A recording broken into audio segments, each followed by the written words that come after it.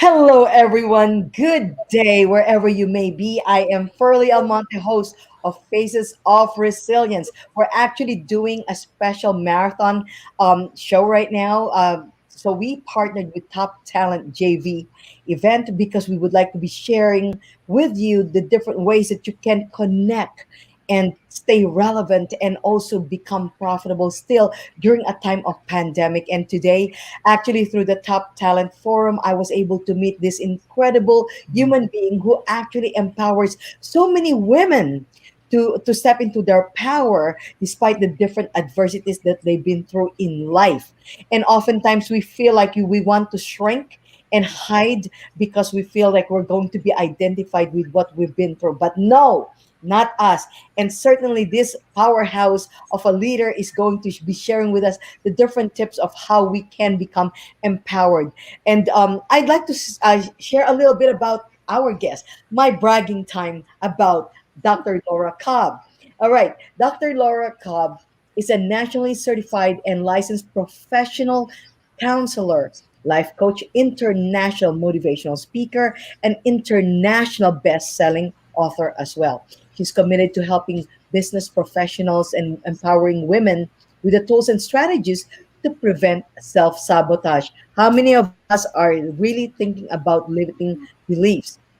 Well, I'm going to have her also share with you the story that she's been through in her life because it's quite heart wrenching, and that is part of her story becoming who she is right now, the powerhouse that she is.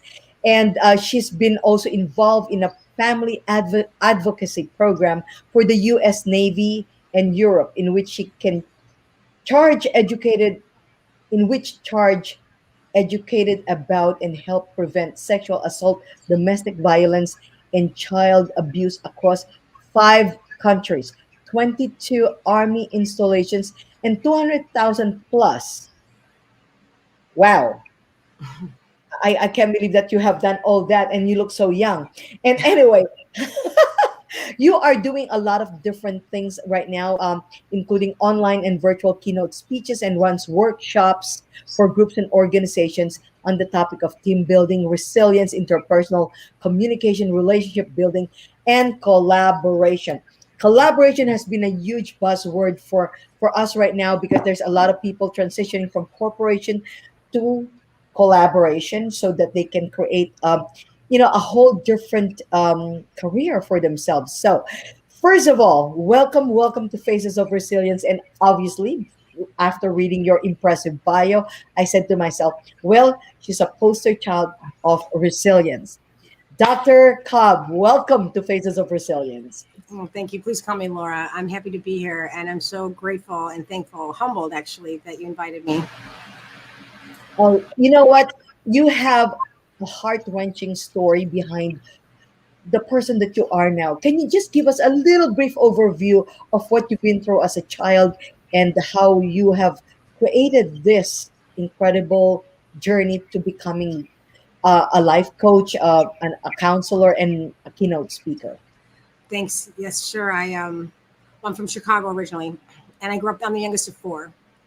Excuse me. And I felt bullied as a child. My siblings were ruthless, especially my sister. She was vicious. My mom described her, and I consistently wondered whether or not my parents knew, and if they did, why didn't they do anything? And if they didn't, why weren't they around to know?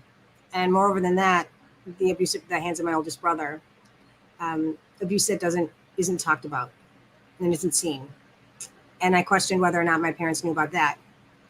And so growing up, my sister was the cheerleader and the prom queen, and the prettiest and the most popular. And one of my brothers was the jokester and the life of the party, and my other brother was kind of like this gawky, inept, socially inept teenager. And I was the youngest, and I didn't feel like I fit in anywhere. And so when my oldest brother, he got the bullying, the worst of it. When he went to go live with my father, my other two siblings, they directed the bullying at me. So therein, as a child, bullying's about power or lack of. And so I felt like I had no power in my family, so I became a bully for a relatively short time of what I thought it was.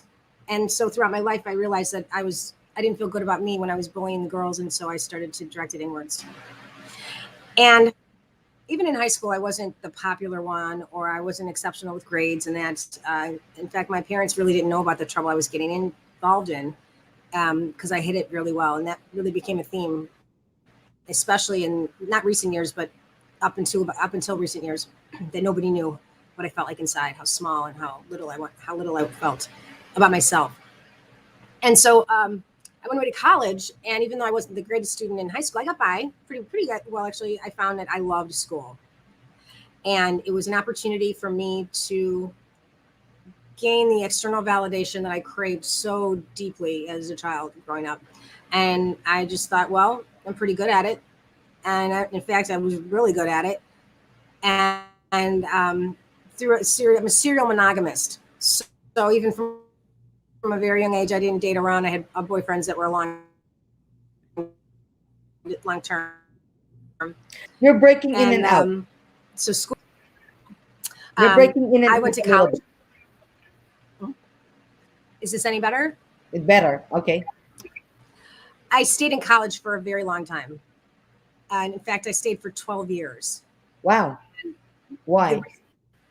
exactly. Because I was afraid to grow up. I was good at it, Hmm. and I received the external validation that I so dearly craved as a child. So in school, however, the because I was receiving this external validation, I was recognized and I was seen, and I was finally getting the attention that I wanted to. And school became pretty easy, only to the extent of when I went away to Purdue and earned my doctorate. And then it got really hard. And there's a sense of pressure that nobody knew how hard it was. And I didn't want to let them know, because we're all around all these professors and they're professing all that they know. And all these grad students are running around trying to sound smart, and we're all competing with one another, and we're trying to position ourselves. And little did I know that what I know now is that I know for me, and from what I've been told, they and the students now, and even the doctors and the lawyers and the judges who I know now, we don't know anything, and we're scared. And I felt so scared for about 8 years of college, and everything was about control. And the only thing I could control was my eating. And that became a theme for about 20 years of my life. It was a vicious, demonic, insidious manipulation and control, behavior that I ultimately couldn't control. That I was about 5 pounds from death, and nobody knew. Wow. Mhm. I was starving How to death. heavy did you get? How I got to 87 pounds. What I was told. Oh, okay. That So was it was, I was that wasn't thinking that until you much were later. That like wasn't until later. emotional. So you were not eating. Oh, I was eating. I wasn't keeping it down, or I was exercising. I was running marathon, and that's when I'm still in college. Now I'm 20 years. Can we talk about that for a minute? Because that was quite fascinating, because you had a very abusive, um, I would say, childhood because of the bullying, but in a whole different spectrum. Typically it's just that somebody bullying you in school, but it's almost like the bullying also existed in your family, It and was only and there. so you were in so much pain as a child. Now you were saying that going to college, you did not want to grow up because, so for once, you actually felt validated and appreciated. What did you do differently while in college that changed the dynamics of people, of how people actually responded to you? That's a great question.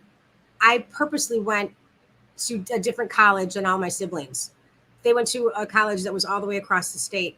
And the first party I went to when I was in high school, college was, oh, you're so and so's little sister, my sister, the prom queen, Mm-hmm. popular one. And I could never, I felt like I couldn't shake it.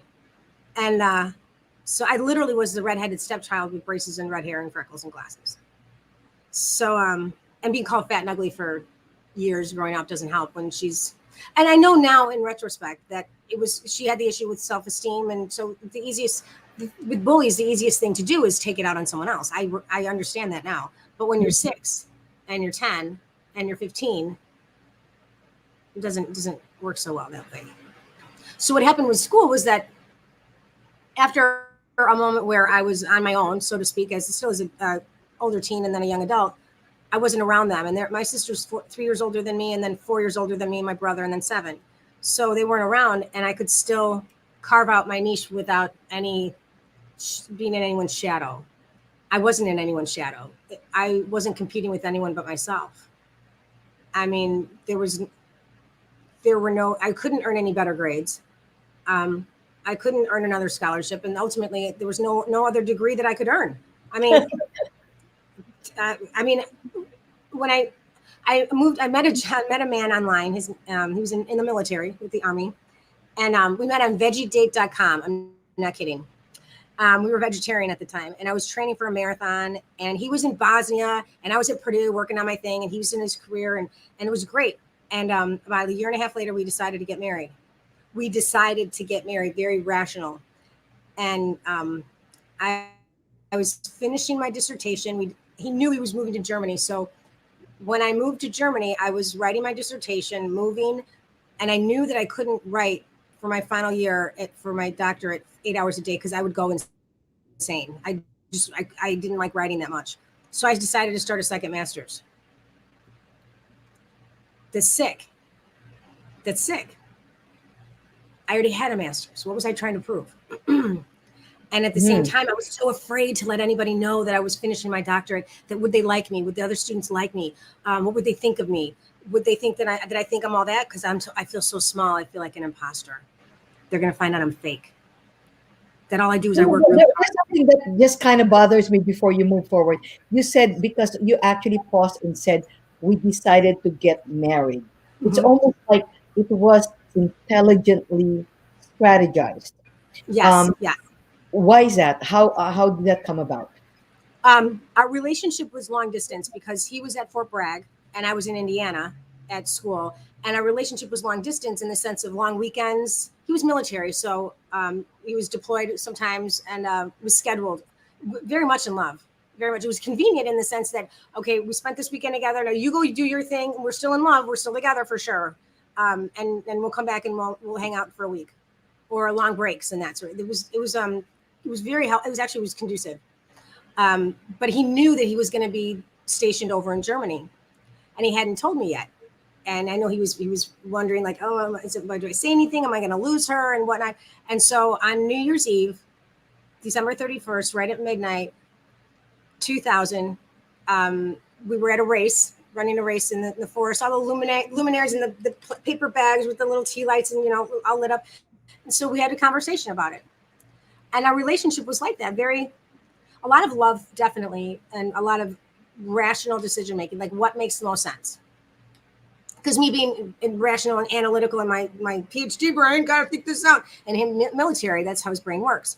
And there was still a lot of love at that time about what's the best decision to make. And I lived in Germany for 8 years, and it was wonderful, absolutely beautiful. I wouldn't take that time away from anyone. And that's the most sick I ever got in my life. Well, I take that back. You're When I still married to this no, fine gentleman? seventeen Okay. years together. Oh, that's like Good that's job. still pretty a long relationship. Now, when did you start having the awareness of the self sabotage, the need for approval from other people? When did you start breaking away from that? About 15 years later. How? Well, um, in 2009, I moved back to the States. And then one day I gave birth, gave up my full time job, my part time job. And within 3 months, I added a person to my family, sold a house, sold 2 cars, moved back to the States in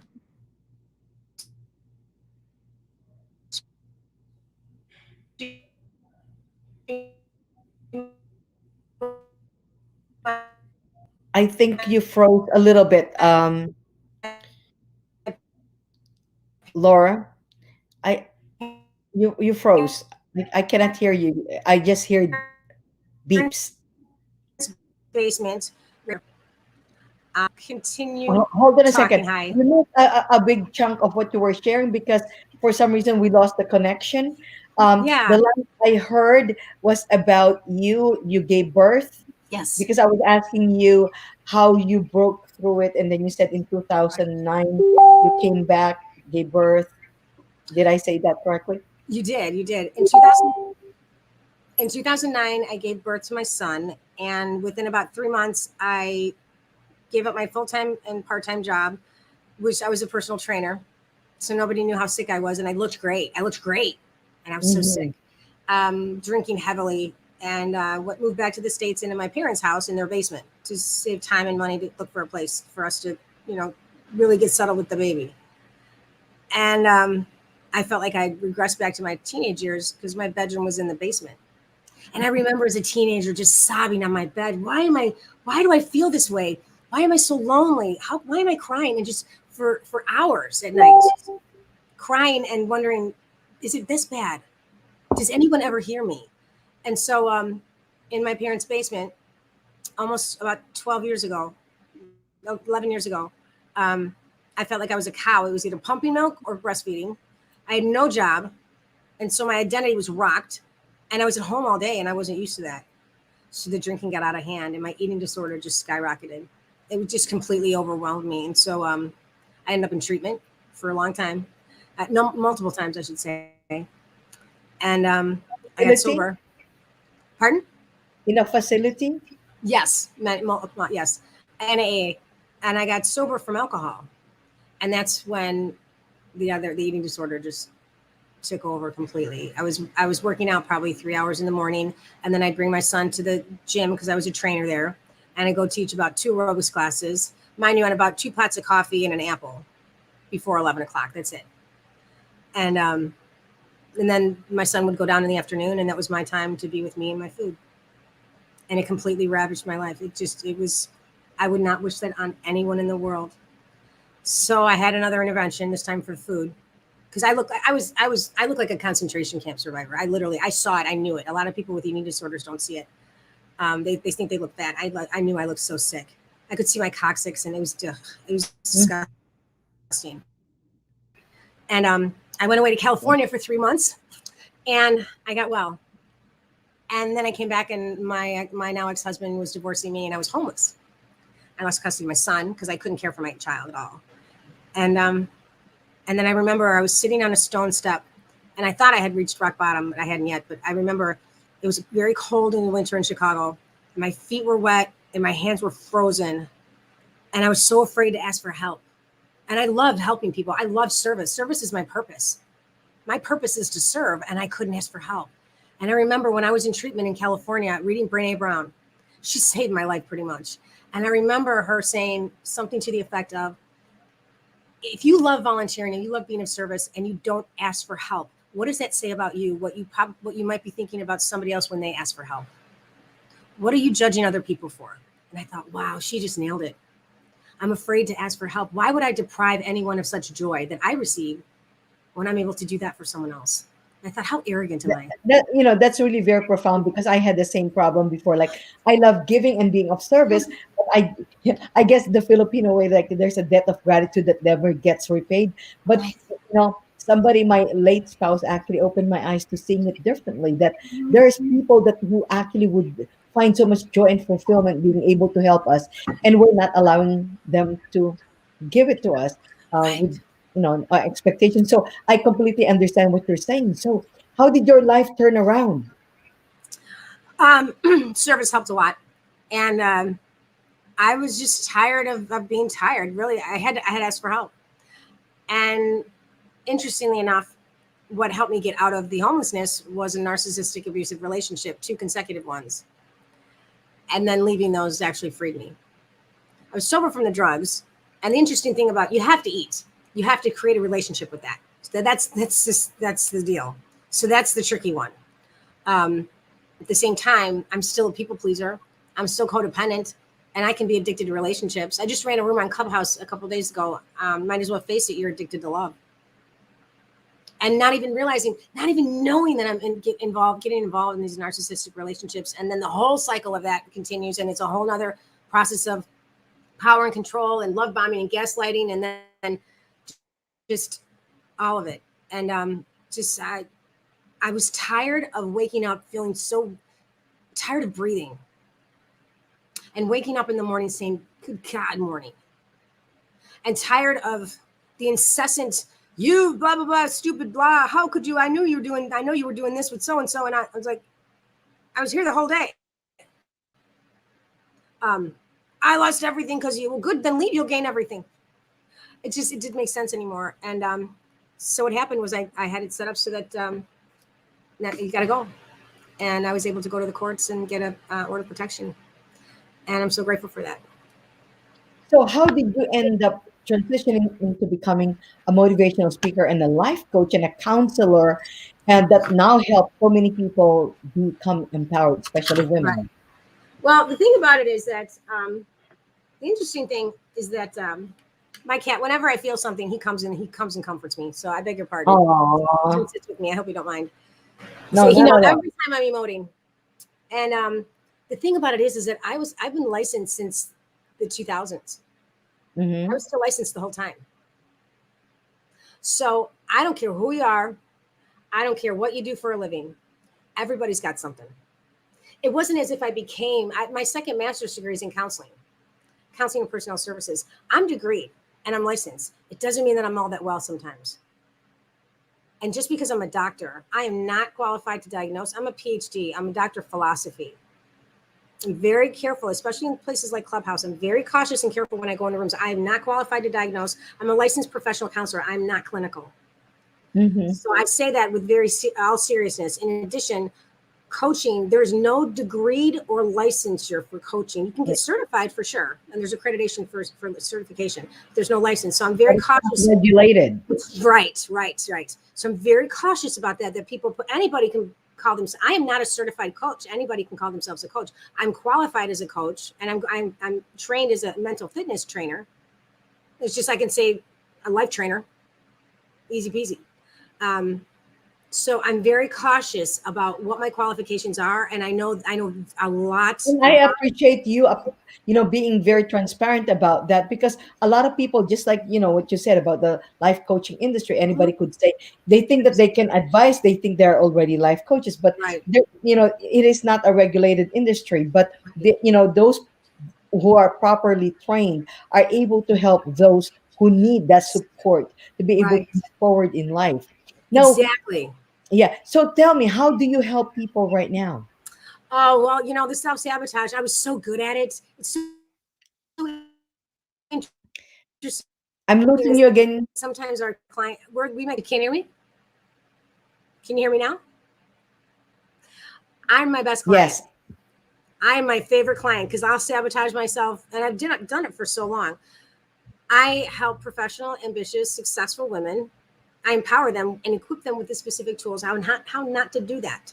It's not helpful to stay in that pleaser mode. Why? Because I'll give so much of myself that I'll have nothing left, or they won't reciprocate, and I'll get upset, and they didn't even know they were part of the equation, or I just don't have time, and then I'll get upset. That I'll just get resentful. That's not helpful. So knowing this is just one example. Knowing what are my boundaries. So I'll give you one specific tool that I use.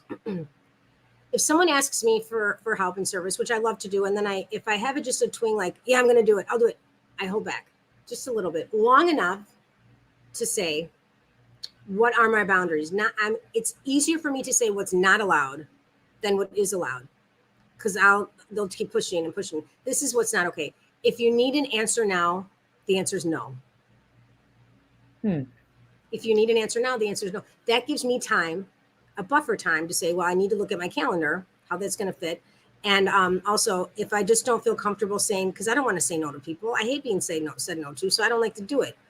And if that's the type of, if there's a continuing barrage of, well, could you do this and can't you? Why won't you? If you need an answer now, the answer is no. They already know what the answer is going to be if they continue pushing. So exactly. it gives me a little, so they know they have the control. I set the boundaries, and then they actually have the control about whether or not I'm going to say yes. No, There's I a have. possibility. There's something that I'm trying to get clear on, because obviously your own life experiences actually have allowed you to become very wise and become aware of the Mhm, self sabotage that you've been through, and mhm, that's why you said you are your best client, right? At the same time, you're also helping, say, for example, executive women who may be probably overachievers, that mhm. may, yeah, that need. That's another one of my saboteurs and tasker. I'm busy, but I'm not productive. Oh, this is interesting. I think I'll do this. Oh, okay, yeah. Yeah. Mhm. The judge is the worst. The judge is one that everyone has. I'm not a stickler. I'm not hyper vigilant. I don't think that everyone's out to get me, but I might judge. Everybody's got the judge. And the judge is either judging us, judging others, or judging the environment. My judge, she sits in the corner and she says, "You're nothing. Who do you think you are? How could you possibly think you could?" And I know she's going to show every day. And so what I do, literally, I'll say to them, I don't, not like Wilson, and it's like Wilson in Castaway with Tom Hanks. I'm not having a specific conversation with it's not like schizophrenia. It's just like, I reserved a chair for you over there. She's here right now, not talking to me, but literally, like my imposter syndrome's coming up. I don't feel enough, like I don't belong here. That's not true. There's no evidence that indicates that. I reserved a chair for you over there. I'll talk to you later. And by that time, I forget it. And so now, It's how just do it's you cool. help empower women? Like, do you have some kind of a group coaching program, support group that you will allow you Yeah, to share your life lessons so you can empower them to live their best lives? absolutely. Yes, that changed my life. It's positive intelligence and mental fitness. It's a 7 week program, and it involves an application where it's just something as simple as, here's a very simple technique or tool. If you feel Oh, okay. anxious or it's coming over you, just take your index finger and your thumb and just gently place the two, just as slight as you can barely feel the indentations of your fingerprints together, and just rub them softly and slowly. And just keep rubbing for about 10 seconds and just notice the pace and the cadence of your breath. Start to come down, just really emphasizing that presence just for 10 seconds. And that's what's called the PQ rep. It's bringing the awareness back to the set where you're at in that moment. So, for example, if you're in the grocery store and the person in front of you is taking too long and you're like, come on, and there's nothing you can really do about it, how helpful is it for you to continue to be upset and irritated? Not helpful. How long do you want to place your hand on that burner? It's not helpful to stay there. So do a PQ rep. Maybe the blood pressure will come down, come back to the present moment. Someone cuts you off in traffic. It's not helpful to start yelling at the person because they're not interested in what you have to say. They can't even hear you. So just coming back to the present moment, and there's various different techniques that are useful, and just really working with others. I think that's probably the biggest one actually is accountability. Working So with a group, basically, you work with women through an accountability a pod. platform, so to speak. It's Yeah. like a pod. And Yeah, we meet once a week that's together, good. and we And talk. how do they get in touch with you if they would like, if they can relate to your story and how they, they're going through the same dark moments that you've had before? How do they Right. get in touch with you to be able to get help and support? Sure. Well, LinkedIn is always the best way to get in touch with me, even more so than email. So it's just linkedin.com /in Dr. Laura Cobb, DrLauraCobb. And of course, my email is Laura at drlauracobb.com. Yeah, that's pretty easy enough, right? Do you have a book that because I'm looking at you and I said, like, oh my gosh, her story actually requires a trilogy. I wish I had the copy. We just went international. We just got Amazon #1 international bestseller What's today. the name of your It's book? Step into your spotlight, getting the clients that you deserve. And my chapter in there is called Step into your why. What's your why? Who hears you? Mm-hmm. That's wonderful. That's wonderful because as I've said, like, there was something that you actually said that people don't talk about bullying. People don't talk about, what Abuse. they're Abuse. feeling. Yes. So for those people listening right now who may have gone through that in their lives as children or even now as an adult being Mm. bullied that they're not good enough for something, what would you say to them? Give me 3 tips on how they can overcome self-sabotage. I think the first thing is to be aware that it's there and to start recognizing it, because you may not be aware that you're sitting in the muck. And if you're not sure, it's probably likely that you are. Number two, I don't care what degree you have, how many years you got on you, how many notches you have in your belt, whatever it is, everybody's got something and you're not alone. Number You are three, not alone. That is not very alone. powerful. You are Yes. not alone. Me too. And don't let the degrees or the clothes or the houses or the cars fool you, because everybody's got something. And number three, the internet. Unfortunately, a pandemic happened at the same time. It very likely helped a lot of people. That mental health right now, emotional intelligence was a thing of, it's not the past, but there's emotional intelligence and then there's positive intelligence. So be positive about how you handle your emotionality. And there's a way to get out of that and you can control it. And it's not manipulating. It's being mindful, and you don't have to sit on a floor for 30 minutes. It'll just take 10 seconds throughout the day.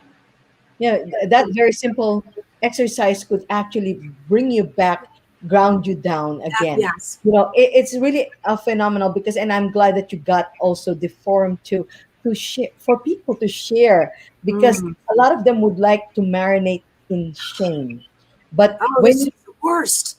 yeah, Oh, but the shame story. Oh, yeah. so the whole idea is that the fact that you're able to bring them to a safe place where they can talk about it and not judge, because they know that they are not alone. Mhm. You've been so open and transparent about what you've been through, because not many people would like to share their dirty laundry, so to speak, right? But I always say, being also a resilience coach, is that, like, if I don't share my story, how am I able to help others? And so you have done that just by sharing your story and sharing how you overcame your own, and what possibilities there are for people who have been through, many dark moments of our life. So thank you so much. And also, we, as I've said, we've met through the Top Talent Mhm. JV. And when you are surrounded by people who don't judge you, but see what light you are capable of sharing with others, it's beautiful when you can be in that space where you can be appreciated and nurtured for the light that you bring. And Top Talent JV events are actually exactly that. It's not Mhm. about a pitch contest, but it's Oh, all about us showing authentically and being able to share how we can contribute positively to humanity. We have an event coming up on August 16th through the 18th. That's next week's Monday through Wednesday. And I hope that the right people who are looking to serve humanity and be able to bring value to the lives of others, such as you, would be able to attend that. I will be sending you the link. It is by invitation only. And, the fact that I have seen you in one of the Wednesday workshops of David Fagan, I am sure that there's so much about us that's like spiritually thank you. intertwined, so to speak, Yes. right? Yeah. Yes, ma'am. So, Definitely. any last words before we go? Yeah. When I finally decided to show up and allow myself to be seen, I didn't fear being found out anymore because I wasn't hiding. So there is no being afraid of being judged, because the only one who's judging is really probably yourself, and being afraid of that. There's no judges out there. Yep. Don't be afraid to be seen. Stand up. Yes. Because if you sit in fear, then you're sitting in silence, then no one's going to be there when you're standing up to listen. Wow, that's very, very powerful. So just go out there and stand in your light. There's nothing to be afraid of, because the biggest judge is you. Mm. And it's time to fire that judge part of you and emerge into your amazing possibilities, right? Yes. Well, Yes. thank you so very much for Yes. sharing your wisdom and your story. I'm sure so many people can relate to that, and that those lessons that you've been through, like, it's quite fascinating how you stayed so long in college because of all of that. And you actually brought into the light what so many people are afraid to talk about. And for that, I appreciate you so very much. And I continue to pray for your good health and well-being, and for whatever mission you are going through, in being able to empower as many women out there as possible. Thank you. And thank you also for reminding us to go after our why. Why? Why are you Mhm. here? What, like, right? So summarize, what is why? Why is an acronym for who hears you. Who's your audience? Who do you want to speak to? What's your why? Who's your why? Who hears you? And if that's yourself just for today, that's good enough, because you are enough. Wow, I love that. I never really knew the acronym of the why. So, well, that, I'm sure now that you're going to ask, like, who hears you? That is your why. Until next time, this is Furley Almonte from Faces of Resilience, in partnership with the Top Talent JV Mastermind event. We would like to invite you for next week, August 16th to the 18th. And we thank you also, Dr. Laura Cobb, for your amazing pearls of wisdom. Yes. Until next time, this is Pearly Almonte. Take care. Bye bye.